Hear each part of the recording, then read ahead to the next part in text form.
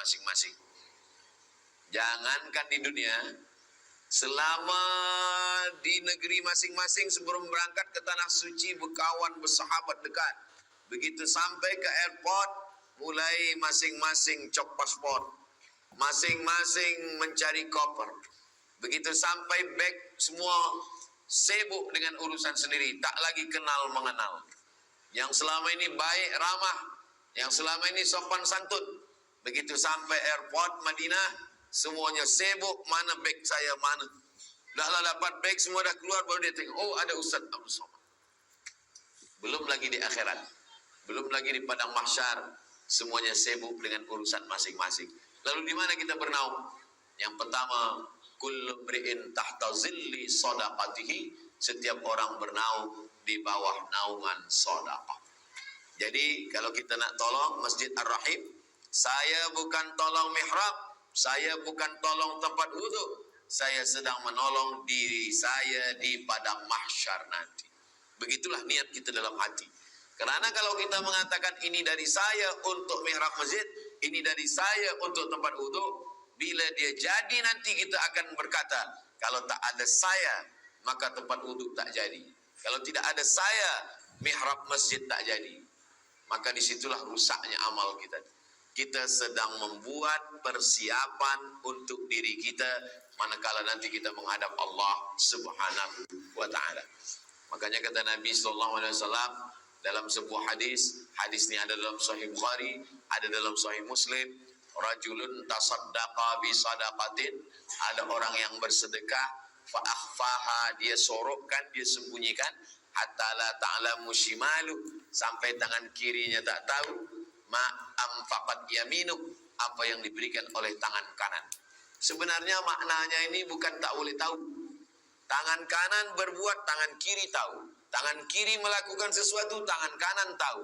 Kenapa tangan kanan berbuat, tangan kiri tak tahu? Ini adalah mubalaghah. Ini adalah makna kiasan yang melampau. Maknanya kita rahasiakan.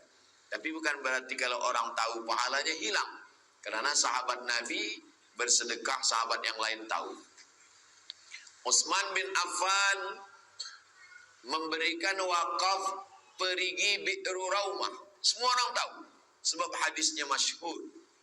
Abu Talhah memberikan perigi namanya Bayrahah di depan Masjid Nabawi. Semua orang tahu. Abu Dihdah memberikan 600 batang pokok kurma. Semua orang tahu. Abdurrahman bin Auf memberikan sedekah kepada pejuang yang ikut perang Badar. Semua orang tahu. Itu menunjukkan bahwa kalau orang lain tahu, amal kita tetap baik. Yang tak boleh itu adalah riya dan sum'ah. Riya mempertontonkan amal, menampakkan amal. Sum'ah memperdengar-dengarkan amal kepada orang lain. Adapun kita berbuat orang lain tahu, kita jaga hati kita. Lalu box infak di hadapan kita. Duit dah kita siapkan. Tak jadi kita masukkan sebab kita takut dipuji orang. Atau kita masukkan supaya dipuji orang. Kata Imam Fudail bin Iyad, pendapat Imam Fudail bin Iyad ini disebutkan oleh Imam Al-Ghazali dalam Ihya Ulumuddin. Tarkul amal li ajlin nas riya. Tidak jadi beramal kerana takut dipuji orang, riya.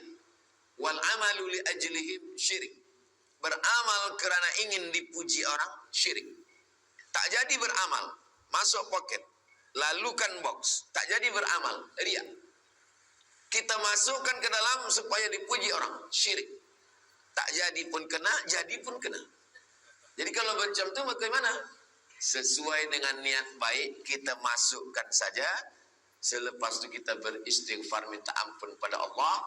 Apapun cakap orang, kita serahkan pada Allah. Wa ufawwidu amri ilallah, astaghfirullahal azim. Sebab bila tak jadi kita masukkan, kita dah riak. Jadi kita masukkan supaya dipuji orang, kita syirik. Yang tak boleh itu kita bagi tahu kawan, ni saya nak sedekah, tolong kamera on kan. Nanti kita nak buat video konten sikit, ini tak boleh. Adapun bawa orang lain yang rekodkan dari jauh, maka dia mungkin nak bagikan motivasi supaya beramal, orang lain bersedekah. Tak ada salahnya. Maka illa man rahimah rabbuk, orang-orang yang hatinya dijaga Allah. Mudah-mudahan kita termasuk orang yang hatinya dijaga Allah Subhanahu wa taala.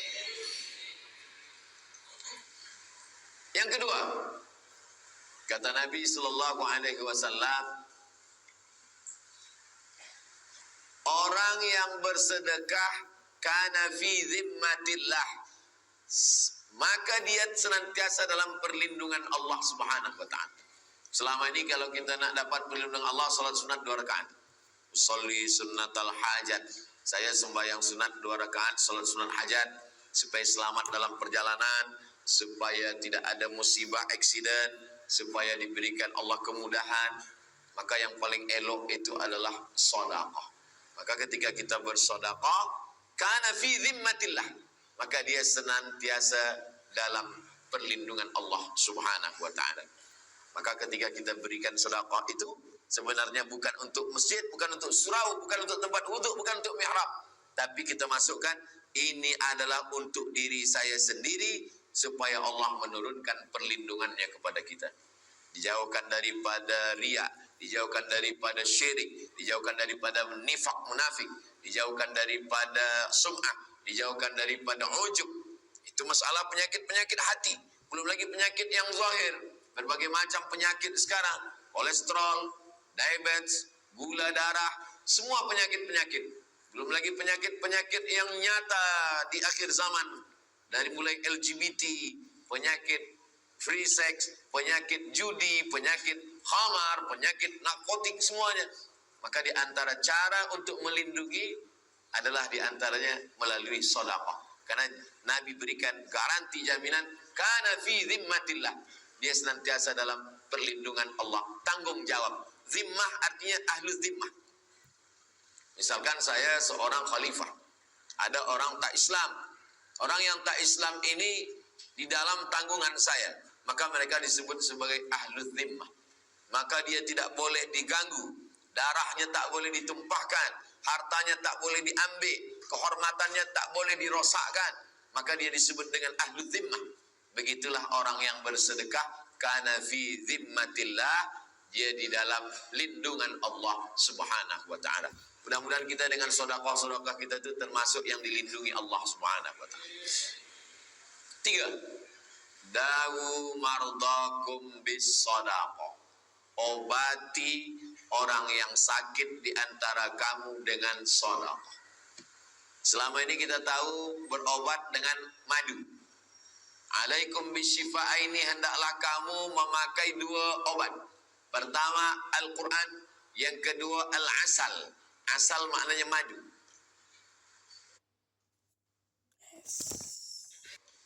Wa nunazzilu minal Qur'ani ma huwa syifa. Kami turunkan Al-Quran ini sebagai obat. Kemudian pula madu dalam Al-Quran dikatakan syifa'un linnas, sebagai obat. Tapi kemudian ada orang lupa, Nabi mengatakan dawu mardakum bis sadaqah, obatilah dengan sedekah. Ada satu kitab ditulis oleh ulama Mesir, namanya Syekh Abu Amr Al-Misri. Judul kitabnya Gharaib wa Taraib Sa'ah wa Sa'ah. Diterjemahkan ke dalam bahasa Melayu, semua ada saatnya. Bercerita tentang ada seorang warga negara Saudi Arabia sakit, medical check up ke Amerika. Kata dokter di Amerika tak ada obatnya. Makan senang, tidur lelap, pergilah senang-senangkan hati. Nanti bila tuan puan pergi ke hospital, doktor cakap makan tenang, tidur lelap, senangkan hati, itu maknanya malaikat maut dah dekat. Tak ada obat. Maka dia pun balik ke Saudi Arabia, dia ingat tentang hadis Nabi Muhammad SAW, dawu mardakum bis sadaqah. Maka dia sedekah. Last sekali dia pergi sekali lagi ke Amerika, medical check up. Kata doktor, kami dah tengok awak sihat walafiat, penyakit semua hilang. Doktor tu pula balik bertanya, awak makan apa? Awak makan herbal apa? Minum apa? Awak pakai ubat apa? Kata dia, saya tidak ada pakai ubat apa-apa. Saya hanya yakin dengan hadis Nabi SAW, dawu mardakum bis sadaqah. Ada seorang di Riau, di tempat saya, istrinya kena penyakit cancer di rahim, sudah sebesar duit bulan. Lalu kemudian dia yakin dengan hadis ini, dawu mardakum bis sadaqah, obati orang yang sakit di antara kamu dengan sedekah. Lalu dia amalkan bersedekah makanan, bersedekah pakaian, bersedekah. Lalu kemudian selepas itu dia cek balik, dokter mengatakan setelah kami cek ternyata kanker itu mengecil, kecil dan hilang. Jadi apa yang sudah dilakukan tentang hadis-hadis Nabi Muhammad SAW bukan hanya setakat iman percaya, tapi mujarrab. Mujarrab artinya pernah dicoba. Jarraba yujarribu tajribah mujarraba. Mujarrab artinya pernah dicoba oleh beberapa orang dan ternyata dikabulkan Allah Subhanahu wa taala. Bila dikabulkan Allah berarti dapat dua-duanya. Sedekahnya dapat pahala dan kesehatannya dapat. Andai belum dikabulkan Allah Subhanahu wa taala tetap dapat satu. Andai sakitnya terus dan mati dia, maka matinya mati syahid. Dan dia usahanya untuk berubat itu sudah mendatangkan pahala dan dapat juga dia pahala sedekah. Nah, ini yang ketiga kata Nabi, dawu mardakum bis sadaqah, obatilah orang yang sakit di antara kamu dengan sedekah. Datang seorang lelaki menjumpai Imam Abdurrahman ibnu Mahdi, ahli hadis. Lutut dia bernanah, tak sehat-sehat, tak sembuh-sembuh. Kamu sudah makan obat? Kata dia, saya sudah makan obat. Maka kata Imam Abdurrahman ibnu Mahdi, tunggu sekejap, saya sholat sunat 2 rakaat. Dia nak minta ilham dari Allah Ta'ala. Lalu kemudian Imam Abdurrahman bin Mahdi teringat hadis Nabi, dawu mardakum bis sadaqah, obati orang yang sakit di antara kamu dengan sedekah. Selepas itu dia katakan, kamu bersedekah. Lalu orang ini pergi mencari kampung yang susah air. Lalu dia buatkan perigi di situ. Lalu setelah tak berapa lama, lututnya yang bernanah itu kering, sihat walafiat. Apa alasan logik masuk akal yang rasionalnya apa? Bagi orang yang beriman mudah saja. Sebab ketika orang minum air, orang pakai mandi, orang pakai berwudu, selepas itu dia berdoa, ya Allah berikanlah kebaikan pada orang yang mewakafkan perigi ini. Maka tak ada yang mudah, tak ada yang sulit, tak ada yang susah, tak ada yang payah bagi Allah. Innama amruhu idza arada syai'an ayaqula lahu kun fayakun. Yamsaskallahu bidurrin fala kashifa lahu illa. Kalau Allah berikan sesuatu kesulitan, tak ada yang boleh menyingkapkan kesulitan itu kecuali Allah. Wa ayyuridka bi khairin fala radda li fadli. Kalau Allah ingin memberikan suatu kebaikan, yang menolaknya pun tak ada satu pun boleh menolak, karena Allah itu sifatnya al-nafi'u, dia yang mendatangkan manfaat.